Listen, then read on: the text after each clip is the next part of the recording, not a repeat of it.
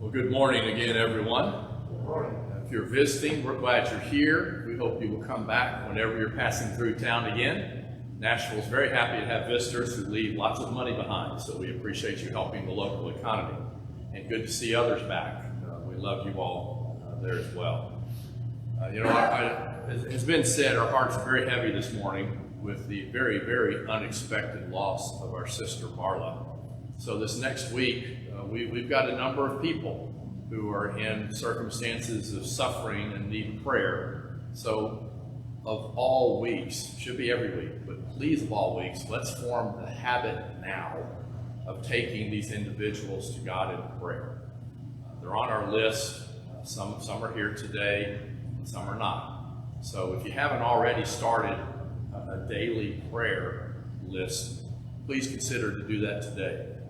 The prayer of the righteous can be of great effect. So let's take these people's names before God. This morning, we're going to be studying an individual that, I don't recall a whole lot of sermons about in the past. But we're going to be studying Judas. And the picture there of this little basket full of coins ties into what we want to know about Judas, because he was the money bag keeper for the disciples. So let's talk about Judas for a bit this morning. Jesus called 12 disciples out of a large number of people who were following him to be specifically his apostles. The apostles were like ambassadors, those sent with authority. And so 12 specific disciples were called out to be of a greater position, greater responsibility, given a specific task compared to the multitude of disciples. On the day of Pentecost, there were 120 or so people in an upper room, and still only 11 at that time apostles in the room. Among these disciples called out to be apostles was Judas. Now, when you read Judas, as we're going to see here in a second, almost all the time he's mentioned, he's called the traitor or the betrayer. It's called out as to what we remember Judas about. You still have a common usage today. Well, don't be a Judas, which means don't betray me or don't give it away. So when you look, as Jeff read a moment ago, when he's mentioned in Matthew chapter 10, where they were being sent out with power to do works among the people, when Judas Iscariot is mentioned, it says Judas Iscariot who betrayed him. It's almost like that's part of his name. In Matthew 26:25, Judas who would betray him. Again, it's almost like a long last name for Judas. Matthew 27:3, then when Judas, his betrayer. And then when you look even at Mark 3:18, Judas Iscariot who betrayed him. Again, if it was his last name, maybe we've misinterpreted the Bible all along, but it's not his last name. It's because of what he is known for. Luke 6:16, Judas Iscariot who became a traitor. So if we know anything about Judas, we probably know he is the one who betrayed Jesus. What else do we know or should we know about Judas? What can we learn from the life of Judas that can make our lives better here today? Well, Jesus called 12 disciples specifically to be his apostles. Now, I know I said that was at the top of the last slide, but what did that mean? What did it mean when they were called to be specific apostles? Well, think about this for a minute. Judas walked with Jesus for 3 years. As part of that group of 12, he was in and around Jesus at very, very close quarters for 3 years. And in that time, he's with Jesus for that roughly 3-year period. He saw miracle after miracle. The feeding of the 5,000, where they had only a small amount of food, really a child's lunch, that turned into the food that fed 5,000 people beyond what they were able to eat. When we have a lunch back here, we usually have a whole lot of food brought in. We almost always don't eat it all, but we don't have 5,000 people eating lunch either.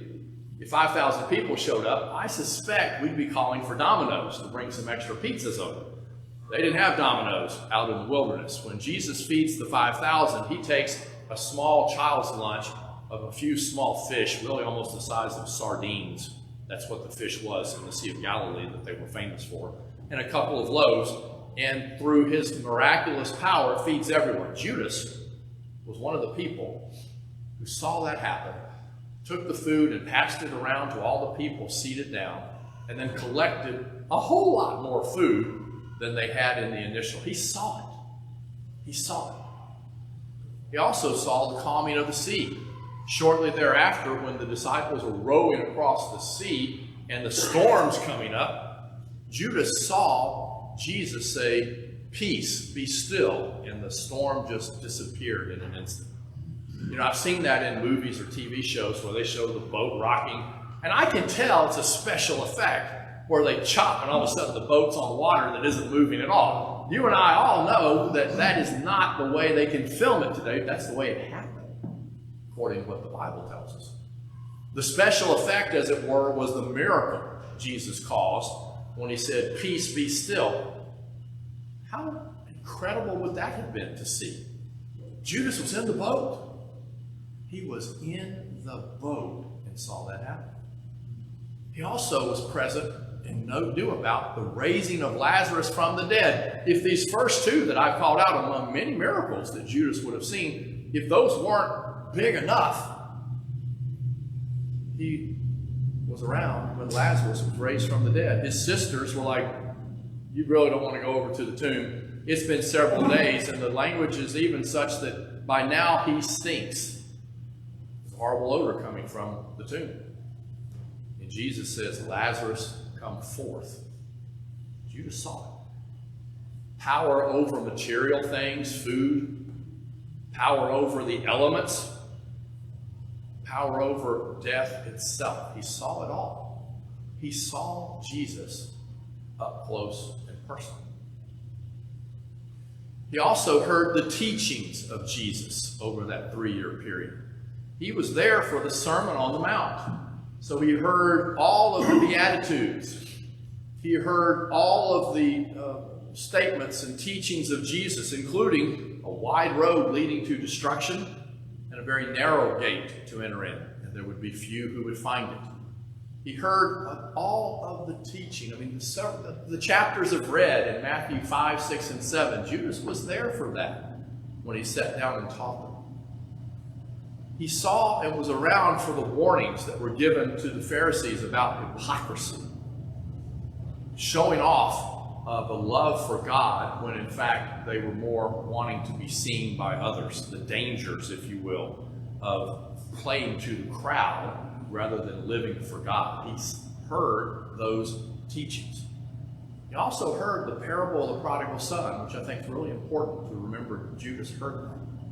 The individual who in effect had betrayed his father by demanding that his portion of the inheritance be given to him, by saying, "Dad, you're already dead to me. I want my portion of the inheritance," by offending in the highest possible way his father and going off and wasting everything he had through what the Bible, the King James, calls riotous living, spending it on wine, women, and song, so to speak. But he also heard the parable when after all of that, the son in that lost condition in the pig pen came to himself. And when he came to himself, the prodigal son didn't say, "There's no hope left for me. There's absolutely no reason for me to think about going back to my father." That's not what the prodigal son did. The prodigal son said, "I will go to my father and I will tell him I have sinned before heaven." And the father welcomes him back. Judas heard that. He heard about the son who went back home to his father even after effectively saying, "You're dead to me, Dad." He was there. He heard these teachings and so much more.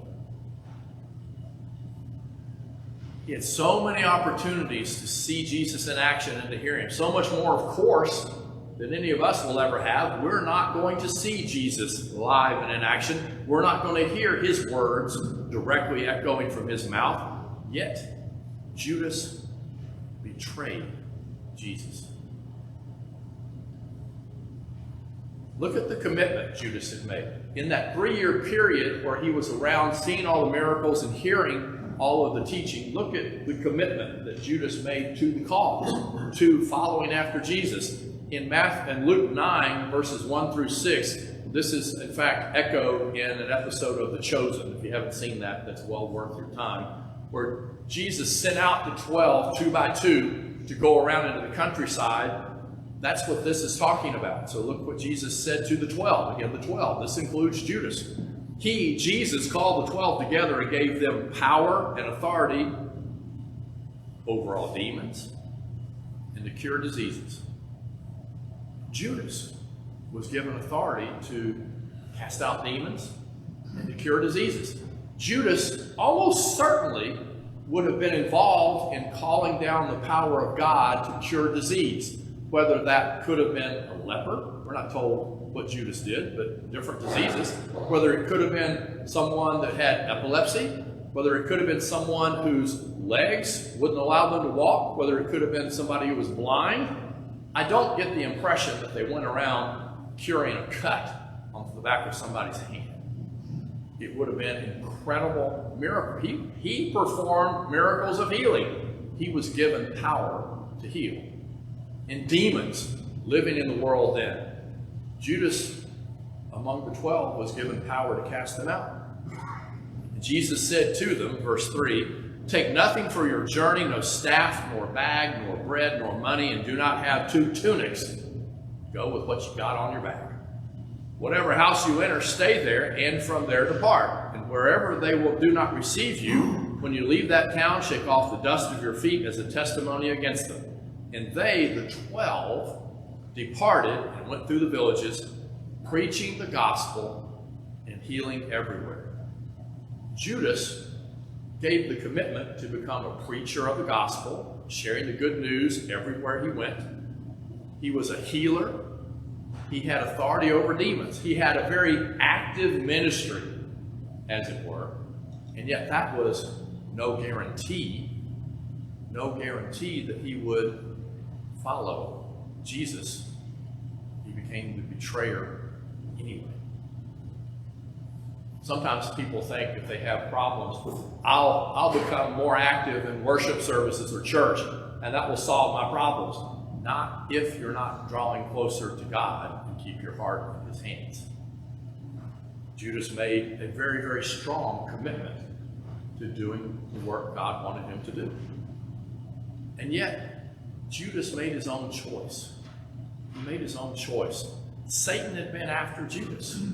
When you look in Luke 22, verses 3 and 4, then Satan entered into Judas called Iscariot, who was one of the 12. This is the same Judas we've been talking about.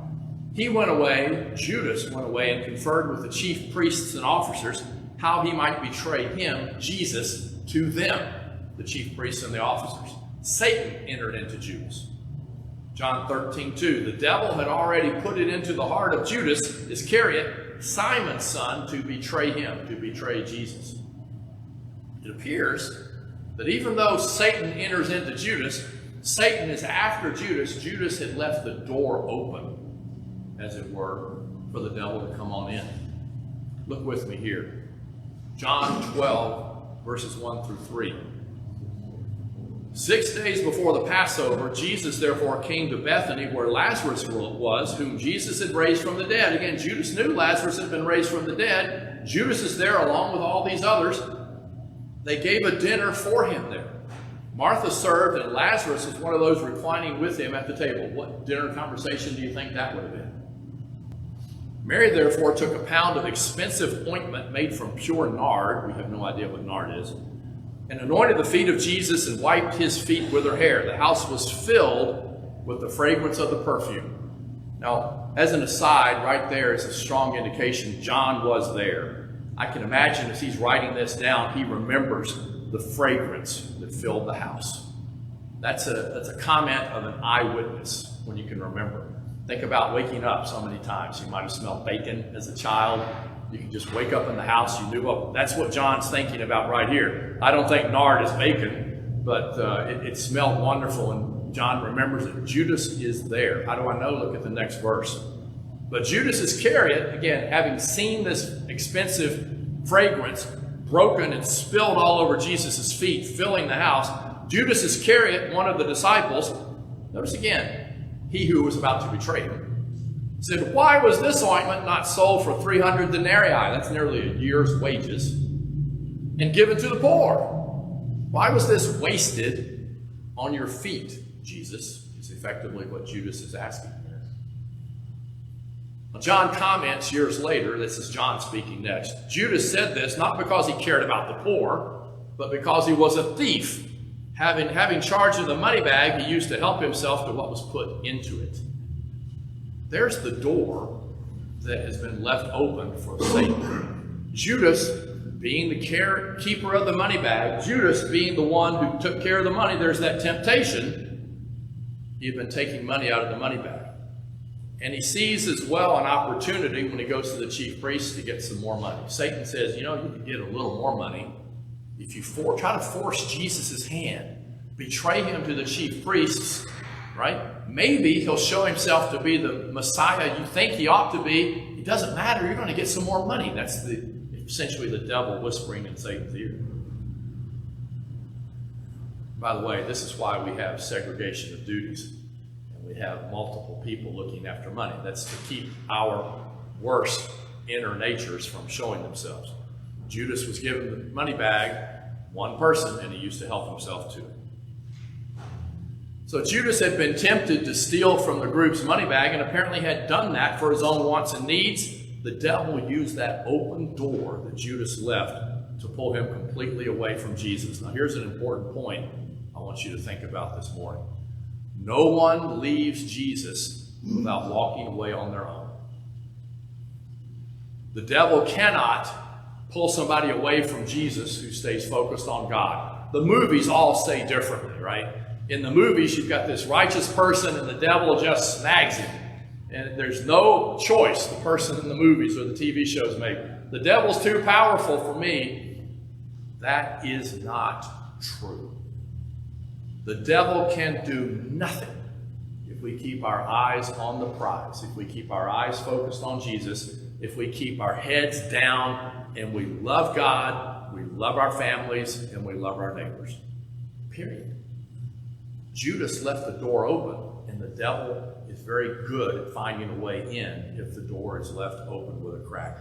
That's really the danger, if you will, of sin in our lives, that we don't focus on changing. Sin in our lives is like that door cracked open. And we tell ourselves, yeah, but it's a small thing. It's a small thing. It's not that big a deal. It's not like I'm Judas the betrayer.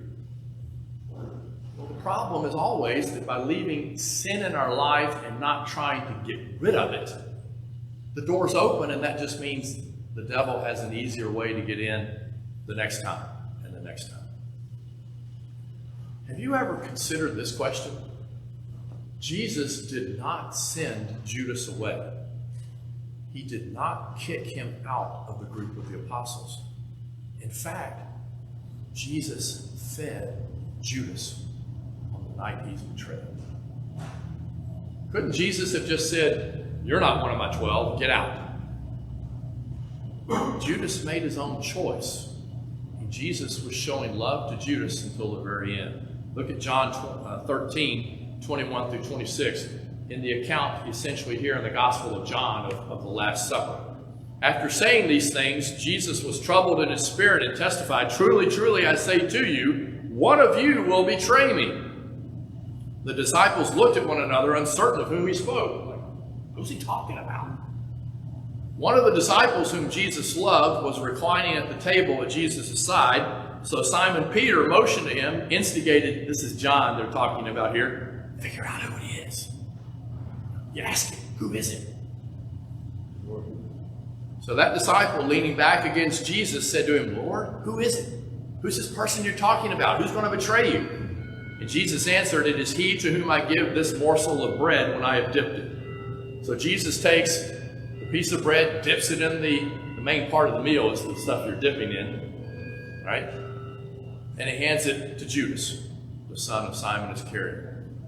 Jesus fed Judas. Far from showing hatred, far from trying to protect himself, he lets the choice remain with Judas. Judas also had a final choice. He makes this choice. He betrays Jesus. But he had another choice to make. Matthew 27, verses 3 through 5. Then when Judas, his betrayer, saw that Jesus was condemned, he changed his mind. This is great news. He changed his mind, right? He decided this is not what should have happened. I have made a mistake. He changed his mind. But what does he do? He brought back the 30 pieces of silver to the chief priests and the elders, saying, I have sinned by betraying innocent blood. There's a recognition of his sin. He's confessed the sin out loud. They said, what is that to us? See to it yourself. And throwing down the pieces of silver in the temple, he departed and he went and hung himself. He was so close, having recognized his sin, he faced the final decision. He betrayed Jesus. When he betrayed Jesus, was he doomed? Was there no way back for Judas? While life remains, no one is ever doomed. I don't care what you've done. God doesn't care what you've done. If you are still alive, the opportunity is still in your hand to come back to God. I've said this many times. God doesn't care what you did last week. God doesn't care what you did yesterday. God doesn't care what you did this morning. He cares what you do right now. He didn't care that Judas had betrayed Jesus. He cared at this time, what are you going to do now, Judas? I've sinned. I have shed innocent blood. That's correct, Judas. What are you going to do now? His final choice is the wrong one. His final choice is the wrong one. Compare Judas to Peter. Compare Judas to Peter, same time frame. Peter denied Jesus with oaths and cursings publicly. I don't even know the man. Peter went out and wept bitterly, but he returned to God. Peter's sin, as it were, parallels to some extent the prodigal son we talked about a few minutes ago. Peter had effectively left Jesus and left God. I don't know this God. I do not know this Jesus. I don't have anything to do with them. But he comes back. Judas went out and hung himself. You see the difference in the final choice that each man made? I am a firm believer that Judas could have come back to God. There's not a time when you can ever be so far from God you cannot come back. No one, and I will repeat that again, no one is ever so far from God they cannot come back. That is the ultimate number one lie the devil tries to sell to humanity. Give up, you're too far gone. It's a lie from the father of lies. Peter came back, Judas could have. Judas fell for that lie from the devil. He thought, I am so far gone, there is no hope for me. Please don't fall for the same lie that Judas did. Don't let anyone else fall for that lie. I will tell you, and I don't mean this to be in any way disrespectful, Marla made her final choice. Her final choice was to live for God. It's a great choice. What's my final choice going to be? What's yours? God is not willing that any should perish, but that all should come to repentance. Everyone, always, while they are alive and walking the earth, has the opportunity to come back to God. God is begging today through the gospel. We're begging here today. If there's something that you need to make right with God, please don't wait. We never know when we'll have our final decision. We'll never know when our final choice is here. Make the choice to live for God. Now, if you're already a member of God's family and you've got that door left open for the devil to come in, the way you close that door is you come back to God and say, God, just like the prodigal son said, I have sinned before heaven and in your sight. Please forgive me and I will live better for you. We do that by going to God in prayer. We are happy to do that with you. If you're not a member of God's family, you need to come to God in the first place. You need to understand that you're in a sinful condition, as all of us are. You need to understand that Jesus died to pay the price for your sins. You need to confess his name to change your life from wrong to right, and then to be buried with him in baptism, to die to your old self so that you can be raised to walk as a new person. Final choice remains with each of us this morning. What will your choice be as we stand and sing?